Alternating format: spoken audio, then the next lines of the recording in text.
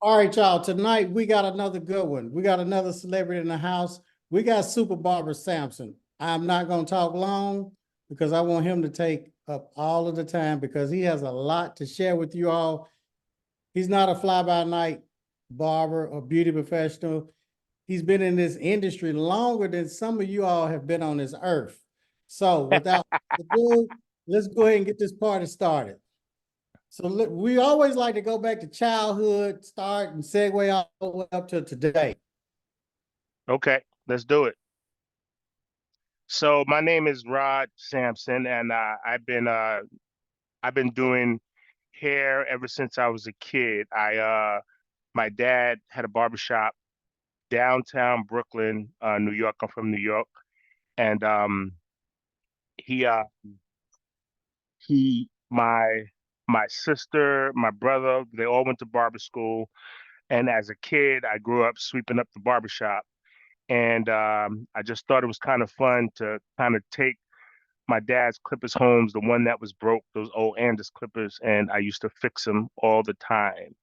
And somewhere around there, around 16, 17, I just cut my friends' hair, put the bowl on them, and then just learn how to cut hair that way. And in my last year of high school, my dad put me in barber school. And so I was living in Brooklyn, going to school, high school in Queens, and then I was going to barber school in Manhattan and Chelsea, Manhattan, a place called Atlas Barber College.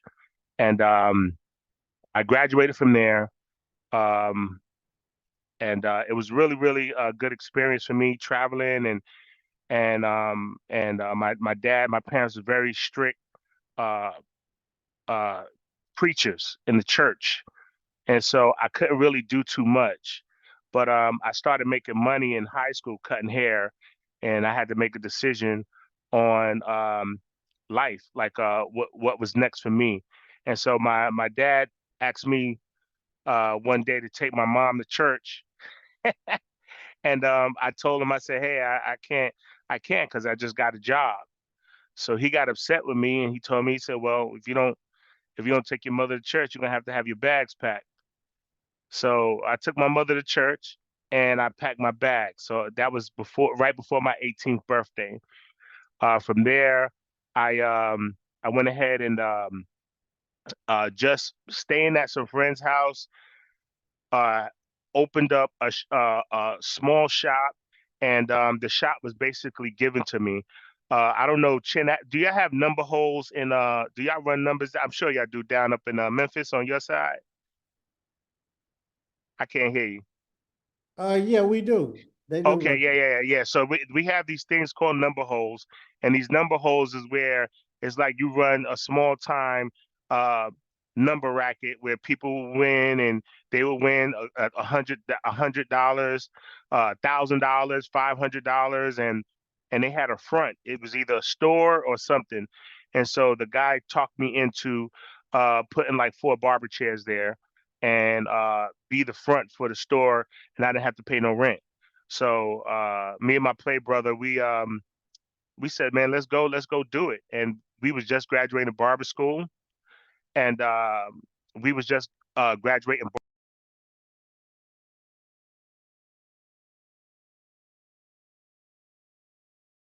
Uh, I started working in this number hole. Me and my brother, we ran it up. We made plenty of money. So I was in the area in Brooklyn, uh, in a bush. It's called Bushwick area, but I was on the outskirts, so I was right next to Bedford Stuyvesant, Brooklyn, and uh, we was there right next door from a hospital. It's called Woodhull Hospital. So we was there for maybe about 2 years to maybe I was like about 19 years old. And then we moved across the street and opened up a barbershop um, right behind Woodhull Hospital on Troop Avenue. We opened up that shop. We had it for a long time. That's where I was able to I was in between Marcy Projects, which is the famous Jay Z, where Jay Z from. I was in that area. Marcy, Tompkins. Tompkins is where Tracy Morgan is from, and so I was able to grow up and see all these guys and cut their hair, especially Sean Carter, Jay-Z. And I've been blessed, man, as a barber. Um, the cool thing is that I was able to be around the growth of hip hop in that industry, and I was doing house calls way before house calls became famous. And so I did that. Opened up one shop in Bedford Stuyvesant. Then I opened up another one in Myrtle Avenue, which is right before you get to downtown Brooklyn.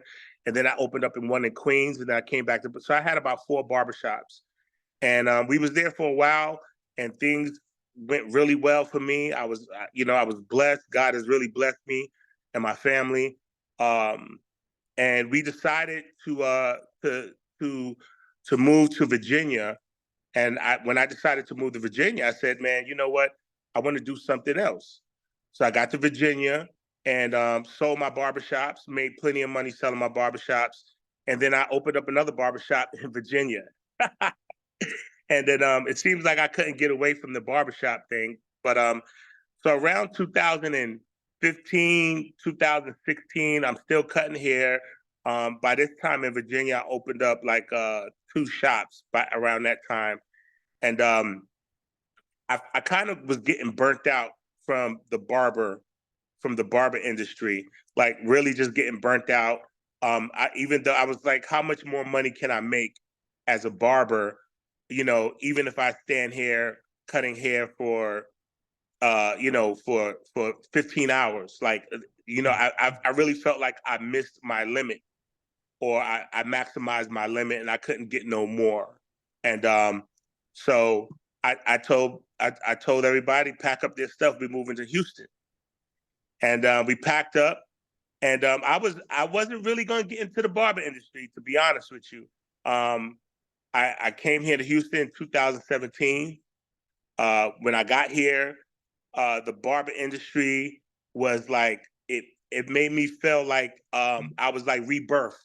2017, that's when I started my IG page, and I put some pictures with Niecy Nash, Cedric Entertainer, people who I've rubbed elbows with, Jamie Foxx, and all these guys, and I put those pictures on my IG page, and I exploded. And so one of the biggest shops, or one of the guys who opened up at that time one of the biggest shops here in Houston, it was called B-Loft Barbershop. And I met the guy. His name was Jojo, really cool dude. And he asked me, hey, I seen your IG. Can you come and manage my shop? I said, well, only way I'll cut is that I'm not trying to pay no booth rent. He said, that's cool. I see what you're doing. Come on, run the shop for me. And that's what I did. I went from there, and I went to another shop. My last shop was Famous Face 2.0. So since I've been here, I've managed 2 shops, never paid booth rent since the day I came here, because I felt like I already paid my dues, and I was valuable enough, and what I was bringing to any barbershop I would walk into, it would be enough to take that shot to a whole nother level, and getting all of the barbers to make way over 6 figures.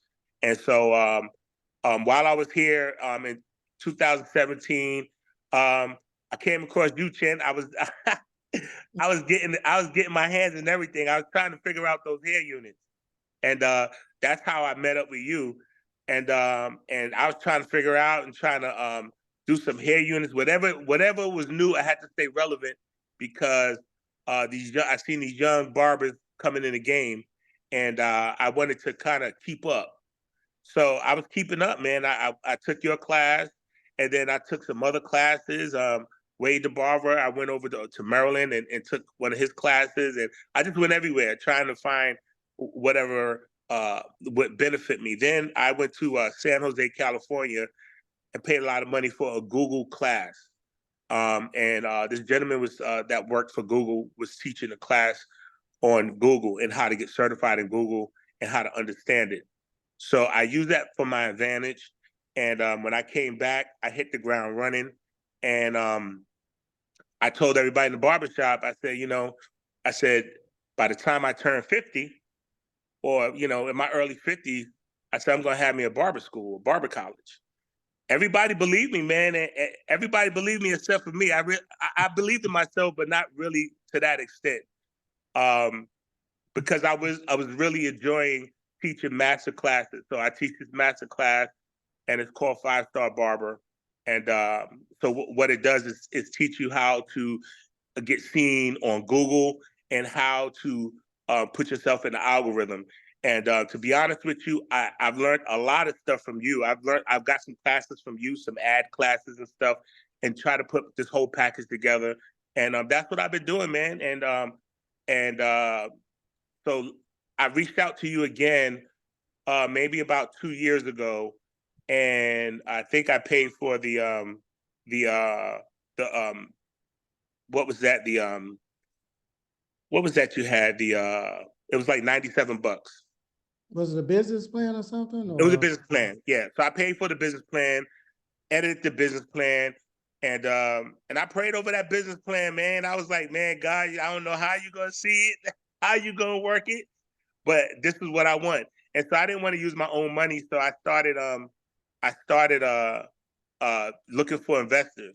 So I met a couple of people, man, and I had two places that was going to work out well, and both times the investors dropped the ball. They was talking a lot of smack, but they never showed up to the table when it was time to really do it. We had meetings, we built LLCs together, and then when it was time to come up with the money, these guys didn't have the money that they used to brag about. So I said to myself, well, you know what? I'm going to use my own money. So I took through COVID. When COVID happened, everybody else was going crazy. That was the best time of life that I ever had. So what I did was I went and got me a Sprinter van, and I pimped it out. One of my clients is a contractor, and he asked me. He said, "Hey, I'm not doing nothing. I can't work. If you get the van, I'll work on it." And I said, "Well, I can't pay you right now." He said, "Pay me later." And that's what I did, man. And we hooked up the van, and then I started doing house calls from inside my mobile unit. And so that was right a month after COVID, after I was working on the van through COVID. And when they opened up the barbershops back up, I was already driving, man. I was already driving, going from house to house, cutting hair, making $150 a haircut. And so I said, I'm going to save up this money and stack up this money. So what I did was I sold that Sprinter van and went and bought a 40-foot bus. And when I bought that bus, it was up. So I started cutting everybody's hair. I had it wrapped, had it gutted out. It's on my IG somewhere. But I did that, and I just stacked up my money, man. I just stacked up my money. And then I said last year, I said I felt like 2024 would be my year. And so towards the summer, the end of the summer last year, I started looking for a buyer. And I believe blessing people from within. So one of the barbers at the shop that I was managing, he looked like he was a striving young man. And I gave him a deal that he couldn't refuse. And I literally sold him the bus. And sold him the bus. And that was my chunk of money, plus with the money I saved to start looking for a school.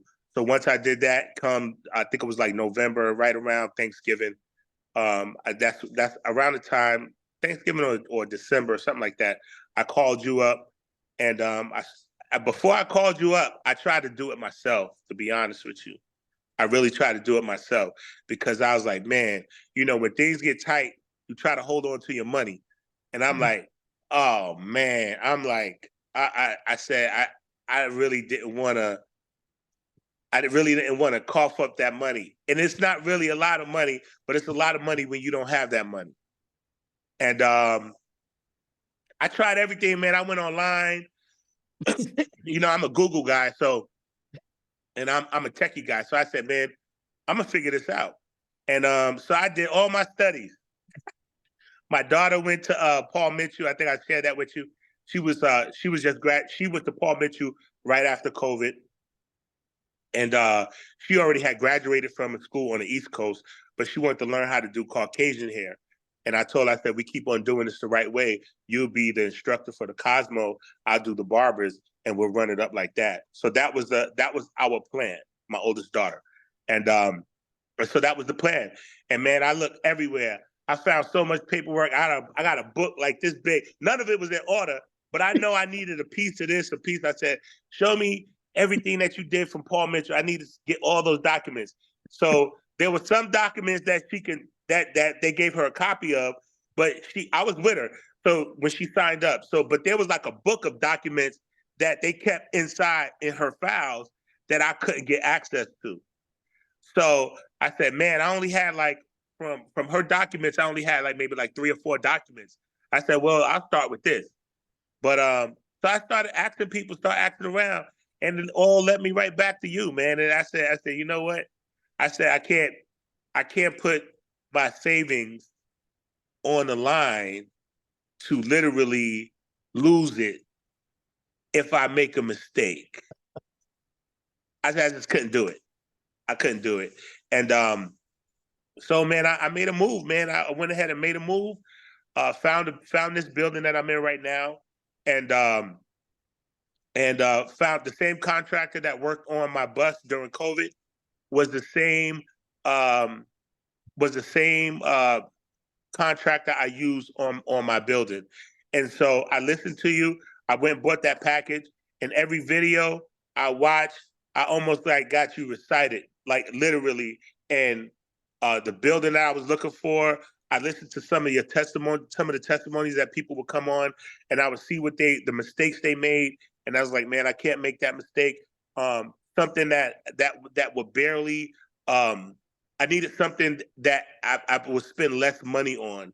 I didn't want to cough up too much money in the contracting part and the building out. And so I found a place that it used to be a salon. So I talked to the people and we sat down to negotiate, man. They gave me 6 months free. I sat down with them and they said, hey, they said, well, we'll give you 3 months. And I said, well, what about 6 months? I stuck to my guns. I said, can you give me 6 months? I said, because I'm hearing, you put me in touch with a really cool cat, Kazi. I think his name Kazi. Yeah. He opened a school in Texas. Yeah. Yeah, he opened up a school. So I was kicking it with Kazi, and Kazi told me like, hey man, he said it took me like almost a year to open up my school. So I was like nervous. So I was like, all right. I said, so I would talk to the landlord and I would say, hey, I have like, it could be a year. I said, this is like a school. So the landlord was like, well, I never had a school in my business. So let's just play it by ear. Whenever you get inspected, just let me know. And then the following month, you could start paying your rent and your lease will start activating. I said, okay, bet. So I've been in this place ever since December. My first month's rent will be next month. And what's the May? No, it'll be next month, June. So I had free rent from December to May. So I didn't have to pay so my first rent will be in June. So and that, man, I came here, it was crazy, man, and we just started building. Then I went through the process, and I think the building process was pretty much easy for me. I know what I wanted. See, there in Texas, you preach this all the time, but in Texas, there's no limit on how big your building is or how small it is. You have to have at least a washer, a dryer. Something else I've also found out is that I don't know how it is with NACCAS, but they told me I didn't even have to have a hood dryer. They told me I could have just had a regular blow dryer to pass inspection. So the inspection was pretty much it. I thought it was going to be. I think I was thinking too much into it, and I was just really, really nervous. But the inspector, he did his due job. He had this big notebook, 3 pages, but he was just checking off the box. And one thing they will do is they'll call you. I know what happened with me. I don't know what happened with everybody else, but he called me and he told me like a few days before, like, hey, this is what I'm looking for. This is what I need inside the school.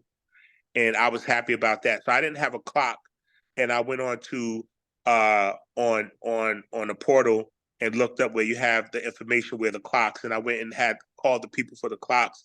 And I called them because I was thinking like, man, I don't want to set the appointment for my inspection too far out because he may get booked up and may get busy. So man, I had them overnight that clock. And I use your name, everything. I said, you know, Millionaire Barber Chin?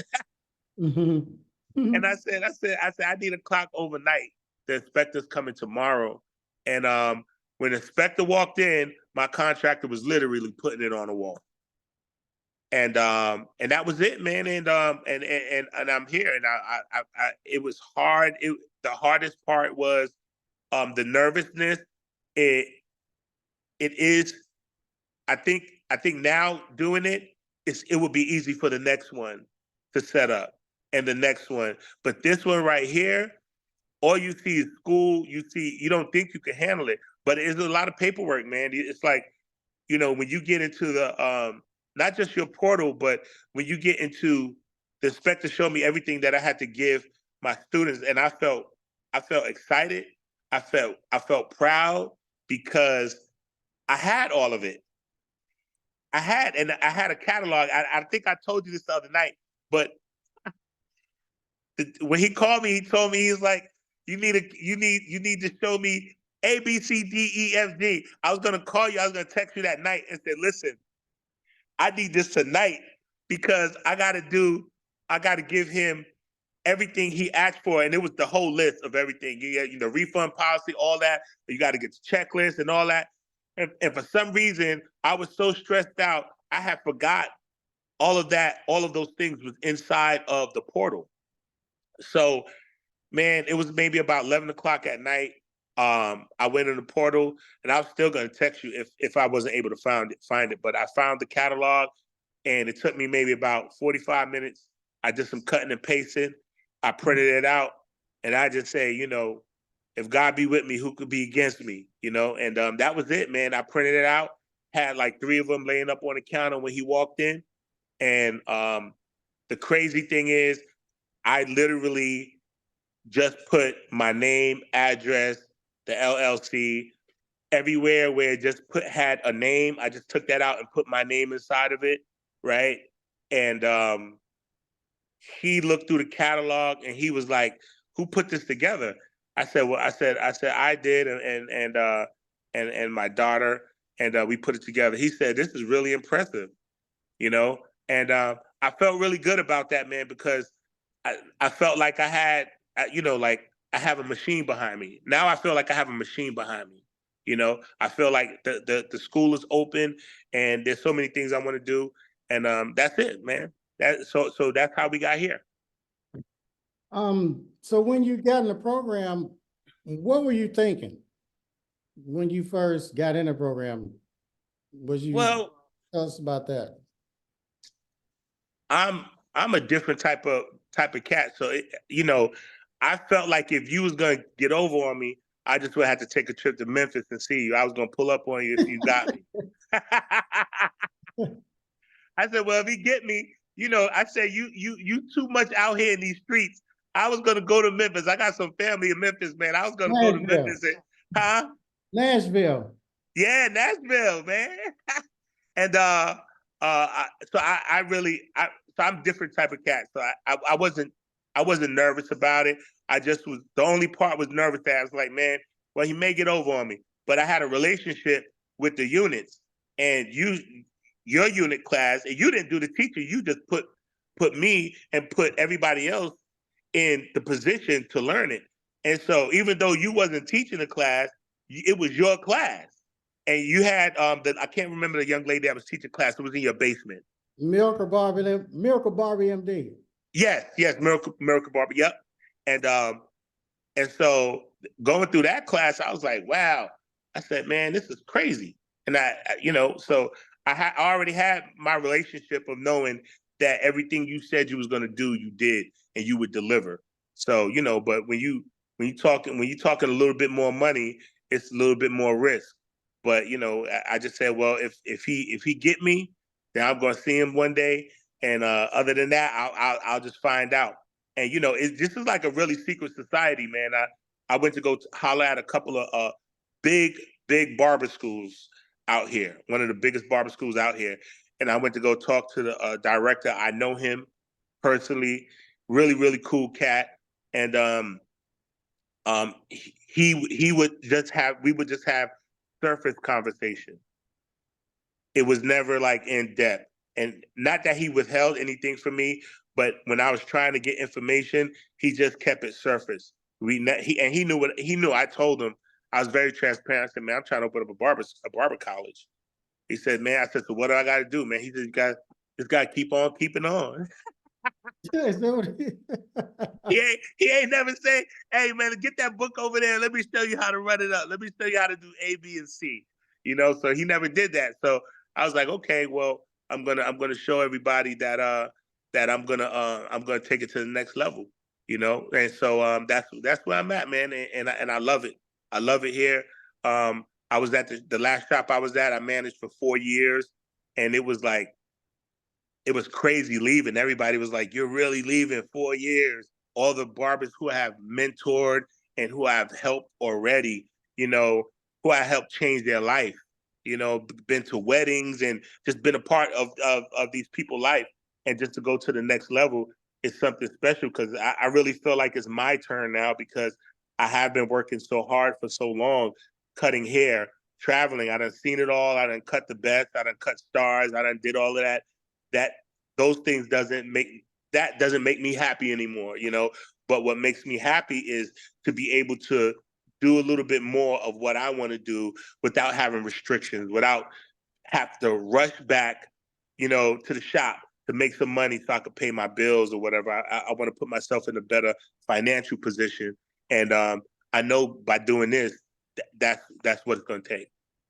When you went in that back portal after you had invested in yourself, what were you thinking as far as the videos and all the documents and things back there?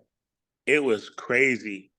It was so many documents that I think I was going to call you a bunch of times, because I had a list of things that I needed, that I know I needed, right? And I didn't see them right away. So I was getting nervous, and I was like, man, he's just giving me the stuff that he want me to have. And then I said, well, let me pipe down, let me not be too anxious, and let me just take my time. And so I went through the whole portal from A to Z, just went through it step by step. It's so much stuff that you forget where you saw stuff at. So for an example, I know you had certain documents in that place because I seen it in the portal, but I went back to it the next week and I was looking for it and I couldn't find it. It was there, but it's just so much stuff to go through before you can find everything you need. But everything is there. You just got to take your time, jot down where places.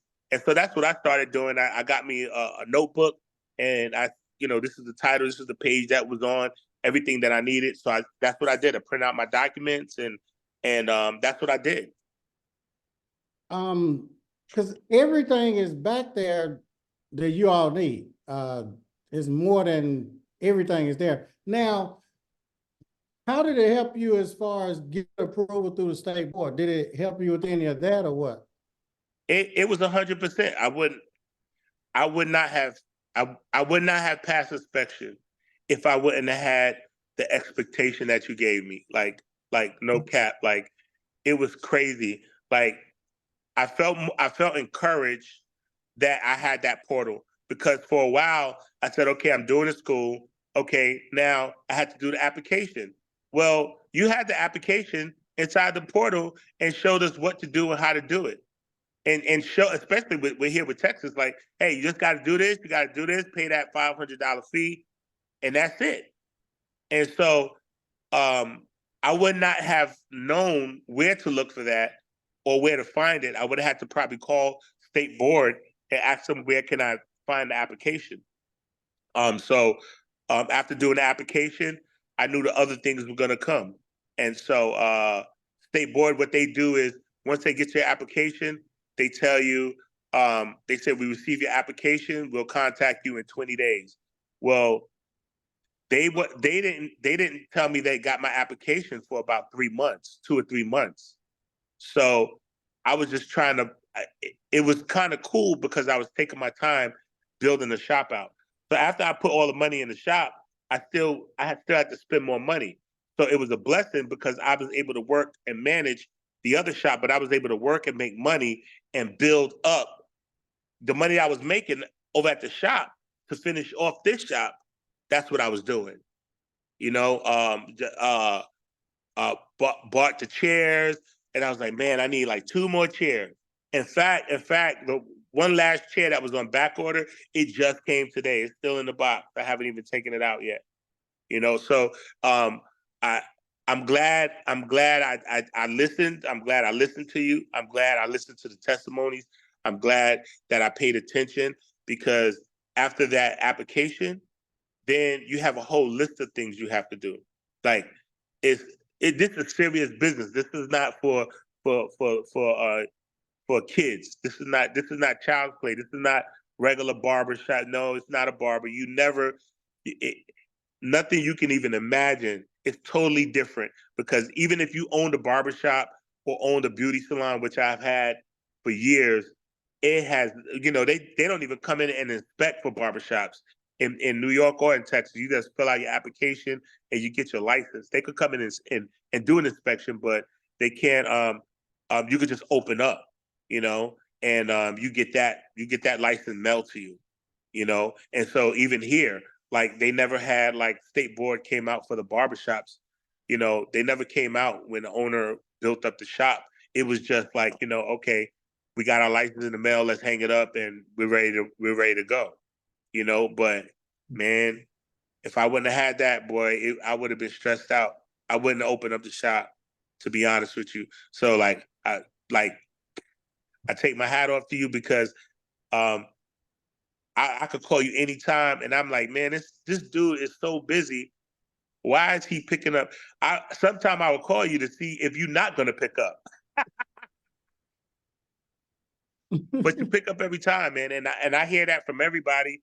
And so to me, that's a track record. That's, you being solid. And so I know I have somebody in my corner. I could just call and say, hey, yo, this is what's going on. And so this is my first journey. This is my first part of my journey. And that's the way I'm looking at it, And I don't have my first student yet, but I'm running up the ads, building my whole Google page for it. And hopefully, so what I'm doing is setting up my grand opening day in June. And I'm taking this time to kind of get, still deal with some of my clients and let some clients go, and still keep some clients, because I still got to pay the bills. And at the same time, just take my time, and then have maybe like some students, so then they could start on that first day of school. Now, what was like your mindset or whatever when you would hear me talking about opening a school, telling people what they could do? What were you thinking? My mindset was, I really didn't think it was, I knew it was doable, but to me, doable and possible is 2 different words. So doable is because you see somebody else have done it, and what's the difference between them and me? That's, okay, so it's doable. But possible is where my circumstance come into play, and me trying to figure out how to set this up, and how much will it drain me? How much will it, how much of a risk I have to take? So I was stressed about it. I'm not even gonna lie. I was really stressed about it. It was stressing because I really thought that I wasn't gonna pass inspection. I really, the devil was talking to me all the time. You're gonna fail. You're gonna fail. You're gonna fail. You're gonna fail. And then God was on his other shoulder and said, nah, son, you're gonna win. You're gonna win. You're gonna win. You're gonna win. And so that was every day. That was every day up until today, man. I'm always, I'm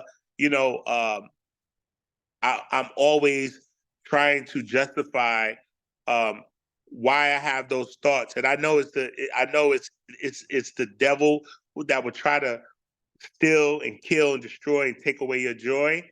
But, you know, man, to be honest with you, I came in here this morning, man, and I just cried like a big old baby walking through the school, not believing that I'm finally in my school, you know, and I could say it's my school. So I had some friends come by and we hung out on this past Sunday, kind of like celebrated that I have the school, and I'm getting a lot of support, man. So, but I would not have been able to do the school if I didn't have the program. I wouldn't have known where to start.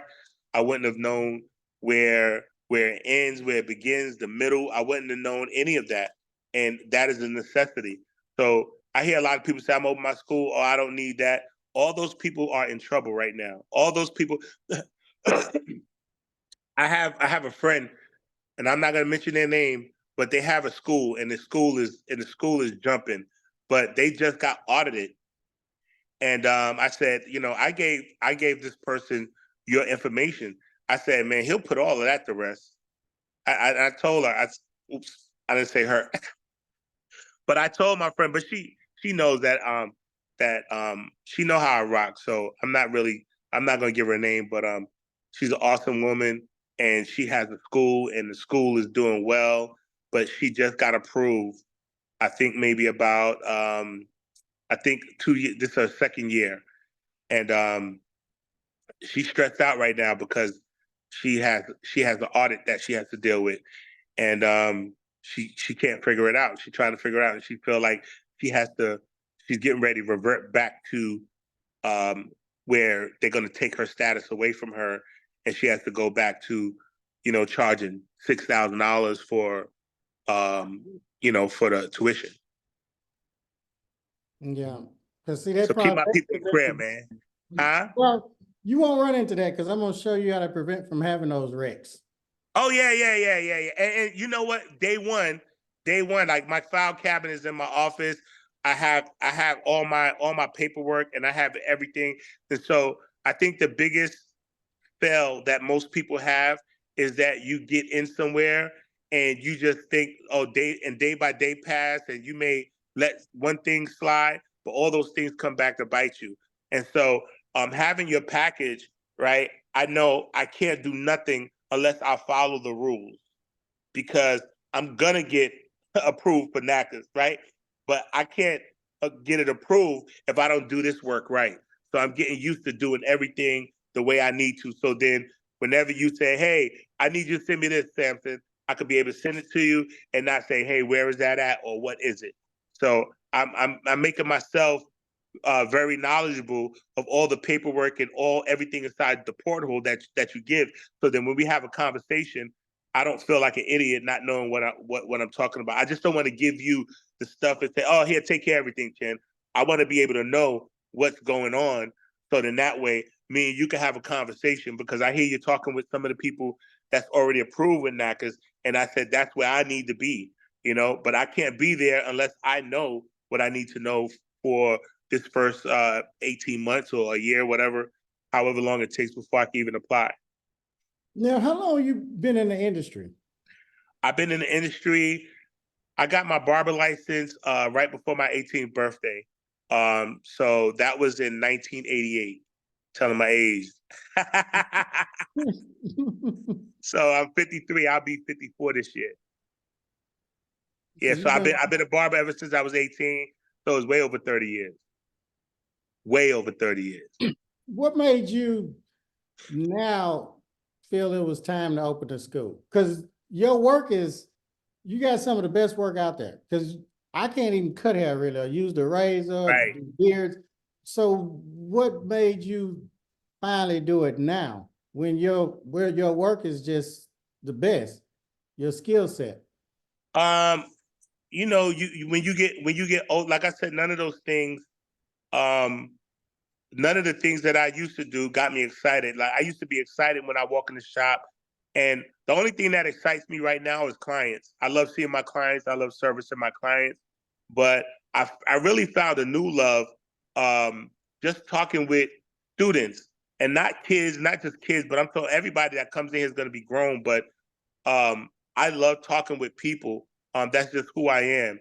And that's what kind of made me change my mind. It's like, man, you mean to tell me I can teach? But the one thing I did was I did this master class last year, and the Google master class I was telling you about, and I had such a great turnout, it blew my mind. Like, there's a guy that's in your city, a guy named Clipper King. He has a mobile bus, and he flew out here. I had some people flew out from Mississippi. I had some people flew out from California. A lot of people from here, from Houston. Um, that changed I mean, that literally changed my life, because I had an idea that I wanted to open up a school, and that said, well, let me do a master class on how to be effective in social media with Google. And so basically becoming a 5-star barber, a 5-star beautician, how to run it up, how to make more money, how to raise your prices. And so when I did that class, man, I must have had like 28 people in that class, and I charged like $500 a person. And I made a lot of money in that class. And what kind of shocked me was the fact that people saw me on social media and everything I did worked, right? So they saw me on social media and people just showed up. People was booking a hotel, and they just showed up, and it just changed my life. I said, man, I could teach this. I could really do this. I could really run it up. I could really, I could really take my life to a whole nother level. And I enjoyed it. I made a lot of money that Sunday. It was a Sunday class that started, I think it was like 8 o'clock in the morning. I served them breakfast and I served them lunch. And we was gone. We was out of there by like 4 o'clock. It was an all-day class. We banged it out. And that was the most money I made in the industry. And so I said, man, just imagine if I'm teaching, I'm not going to get $500 a student. I'm going to get much more than that for a student. And so I said, man, I really could do it. I really could do it. And it felt good doing it, just being able to teach. Now, when the inspector came to your school, can you tell us about that inspection and then how you felt after the inspection? Well, I feel like I'm a well-rounded cat. So I said, I'm going to tell you what I did. This is like, so when I called the state board, and I asked them, because I wasn't getting no information as far as when when he was going to come out. So what I did was I called state board, and they said, well, in fact, he did try to reach out to you and he left a voicemail, but you didn't pick up. I was like, wow. I was like, well, she's like, I'm going to send you his information, and I suggest you contact him and he'll call you back and he'll set up a date for him to come out and do your inspection. That's the way it went. So I said, okay, great. So I was so nervous, man. I Googled this guy. I looked him up. Man.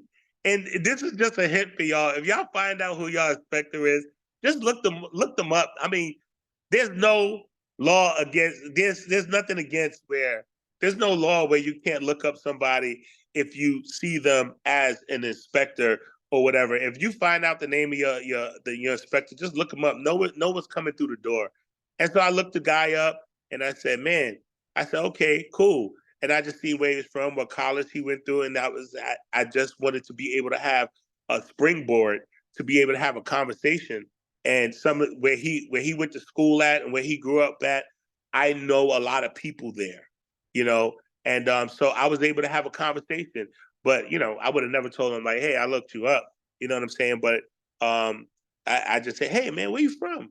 And he's like, oh, man, I'm from over here. I said, oh, man, I got people over there. Oh, yeah. We started talking, and come to find out, we know some of the same people. Like, literally, we know some of the same people. He said, such and such. Well, he just died, and we kicking it. And he was here for like 2.5 hours, man. He had a thermometer out.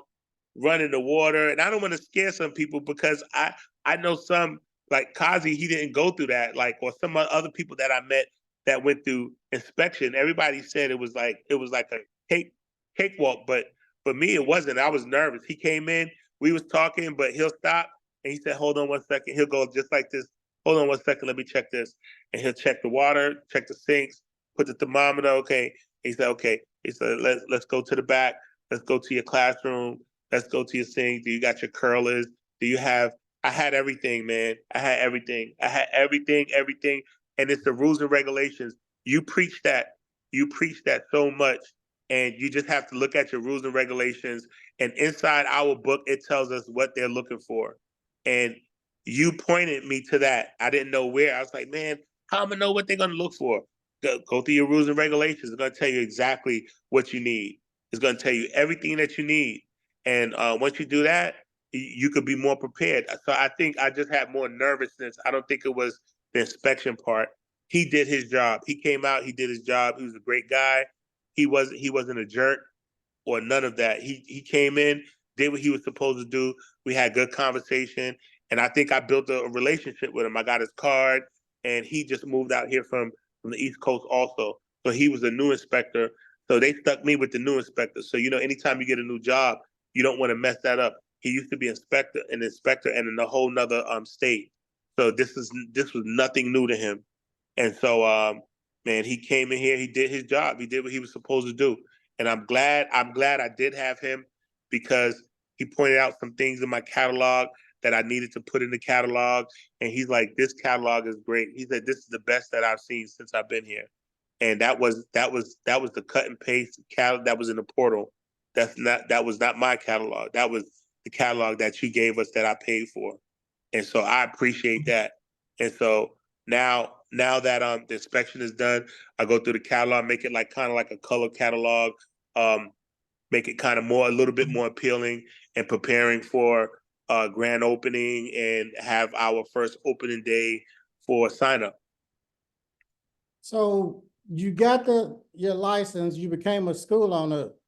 How does it feel to be a school owner versus, I guess, a barber, or how do you feel now? Or talking to people, whatever. Honestly, I'm a little bit bored right now, right?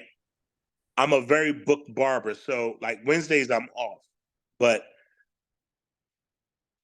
the little intervals that I have, like between my clients right now, is like 30 minutes. And then if I don't have a client for like a time slot for like say an hour or two, I'm just waiting around in the shop. And so and just because I just got inspected, I just passed inspection just last week. So this week, and I wasn't in here cutting. I stuck by the rules. I packed up my stuff from the other place I was managing and moved here the day after he passed me into inspection. So what I did was, man, I was just trying to put everything together, and I'm still bored, So I got to figure out some things because I'm an outgoing person. So I just got to figure out some things, and I know it all will change once the students start coming in, and once we start inviting outside clients to come in and start getting their haircut. Because I can't do that yet because I'm too booked up and I don't have any people to work the chairs. So what would you tell, I guess, a beauty professional, somebody that's thinking about opening a school, but they working in a shop or own a shop or working at a school or whatever? What kind of advice would you give them? It depends on what they want. If you want to stay behind a chair, good. If you think you can make a lot of money, good. That's fine. But there is going to come a time, this place called life, where you start reaching an age or maturity level where and I know some cats who are young who open up schools, but for me, you reach a part in life. I have a granddaughter, and I'm trying to do some different things in life, and it's really hard to do that. I really don't know any successful barbers or beauticians who can continually take long vacations and still have their clients when they get back. I don't know any who successfully do that. You know, so if you're gonna work behind a chair for the rest of your life, then you're stuck there for the rest of your life. You're gonna cut hair or be a beautician, be a barber, and you're gonna do that for the rest of your life, then that's all you're gonna do. My daddy worked until the day he had a heart attack inside the barbershop, you know. And then they hospitalized him. He passed away shortly after that. So I know what it is to see someone go through their whole life and all they do is cut hair. You know, cut hair and church. That's all he did. And there's much more to life than just standing behind a chair for 10 hours, 12 hours. Because the real barbers and real beauticians, they're in there early in the morning and sometimes they leave real late at night. You know, if you're really making money like that, you know, you gotta be prepared for that. And so I did that. You know, that was part of my life for a long time, for years. And it's time for me to kind of switch lanes, change the book, change the chapter, and do something much different, and then be financially secure. So the whole purpose of me doing this is to be to go to a whole nother level financially. You know, I do well. So I'm way over six figures cutting hair, so I do really well. But when I go on vacation for a week, I got to get back because I got clients waiting for me. You know, I'm tired of feeling that way, and I think that's more that has played more a part. That's more than for me than being bored. Screw being bored. I'll get over it. You know what I'm saying? I'll figure that out. But I just don't want to be um, made to do anything any longer. You know, you better cut that client or you're gonna lose them. You better fix up that client hair, and it better be to their satisfaction or you're gonna lose them. They're gonna go somewhere else. You know? So now it's the time for, you know, going to a whole nother level. What did family members and friends say when you told them you was gonna open a school?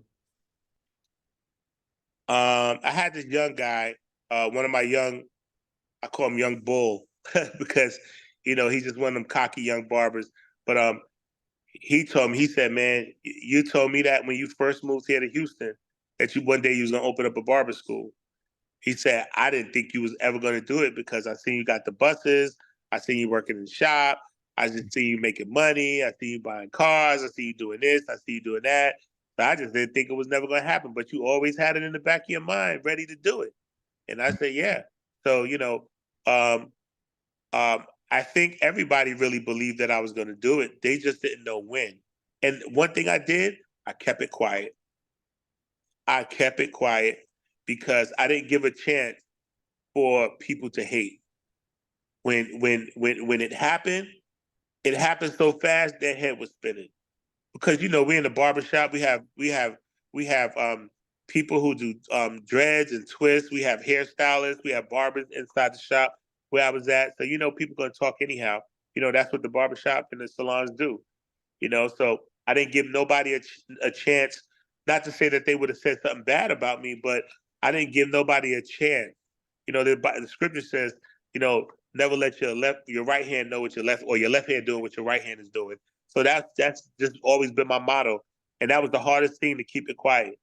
And so, you know, I would come here during my lunch breaks. I would drive. I'm still in Katy, Texas, but I would drive to the shop. And I'd be, all right, guys, I'll be right back. I'm going to get some lunch. But I wouldn't go grab lunch. Or if I grab lunch, I'll grab the contractor lunch while he working, come here, eat with him, see what he's doing. And I'll go back to the shop. And that's what I did. And I hid it for so long. Everybody started finding out once the inspection was going forth. When the inspection started going forward, it was that was it. Then I knew I was getting inspection. I was like, yeah, but I got to school. Got to school. Where at? I was like, oh man, right over in Katy. What? Are you leaving? Yes, I'm leaving. But the owner, I told him like a couple months ago. So he was the only one that knew. Other than that, I just kept it real quiet, except for people that was in my circle. And the people that was in my circle, they knew what was going on. Some of them helped me bring the sheetrock in. Some of them helped me paint. Some of them helped me mop the bathrooms and the floors. Some of them helped me build some stuff that I needed built in here. Put together barber chairs. I had a good support system. I still have a good support system. My church that I go to, the pastor said, "Hey man, I want to sow into you. How can I help?" I said, "I need 3 more chairs." And he said, "Okay, go to the trustee. She's gonna write you a check. She's gonna not write me a check. She's gonna Zelle you the money." And she Zelled me the money. And so I think that's important when you have a good character, and when you carry yourself the right way, people are going to believe in you, people are going to trust in you, people are going to invest in you, and people are going to do whatever it takes to see you succeed. Those people who is in your circle. And then after you let everybody know, they're going to be mad. Some people are going to be mad. Why he ain't tell me? Because you're nosy. So a lot of people was more so hurt that I didn't tell them. A lot of people who really felt like they was really close to me. But if they was close to me, I would have told them. Can we go to your Instagram and you take us through your Instagram? I'm gonna share that if that's okay. Sure.